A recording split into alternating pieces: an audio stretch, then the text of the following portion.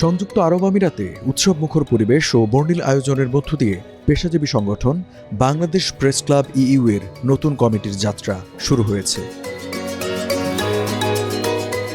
৭ December রাতে বাণিজ্যিক রাজধানী দুবাইয়ের একটি অভিজাত হোটেলের বলরুমে প্রেস ক্লাবের সাধারণ সম্পাদক মোহাম্মদ মোর্শেদ আলম ও যুগ্ম সম্পাদক আবদুল্লাহ আল শাহিনের যৌথ সঞ্চালনায় অনুষ্ঠানে স্বাগত বক্তব্য দেন সহসভাপতি এস.এম.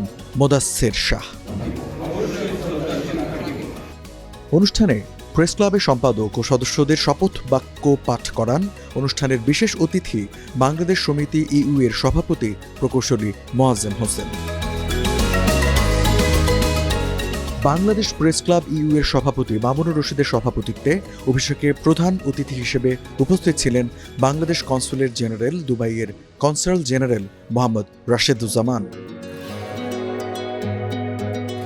অভিষেকে বাংলাদেশ থেকে ভার্চুয়ালি যুক্ত হন জাতীয় প্রেস ক্লাবের সাধারণ সম্পাদক আয়ুব ভূঁইয়া, জাতীয় প্রেস ক্লাবের উপদেষ্টা ও ব্যবস্থাপনা কমিটির সদস্য আব্দুল হাই শিকদার ও কলামিস্ট ফোরাম অব বাংলাদেশের মহাসচিব মীর আব্দুল আলিম। কিভাবে প্রবাসীরা বিদেশের মাটিতে কঠোর শ্রমের মাধ্যমে বাংলাদেশের মানুষের জন্য রেমিটেন্স আনছে, সেটা আপনাদের লেখনের মাধ্যমে আগামীতেও তুলে ধরবেন, যাতে এখানে যারা লুটপাটে অংশ নেয় তারা জানতে পারে এবং বুঝতে পারে কত কষ্টেই বৈদেশিক মুদ্রা অর্জিত হয়।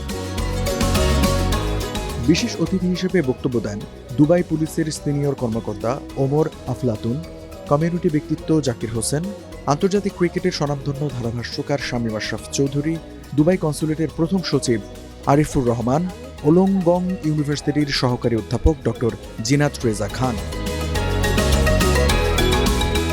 এ সময় বাংলাদেশ প্রেস ক্লাব ইইউ এর সদস্য, কনসুলেট কর্মকর্তা, আবুধাবি, দুবাই সহ আমিরাতের 7টি প্রদেশ থেকে আসা বিশিষ্ট কমিউনিটি নেতা ও বিভিন্ন অঙ্গনে কর্মরত প্রবাসী বাংলাদেশিরা উপস্থিত ছিলেন।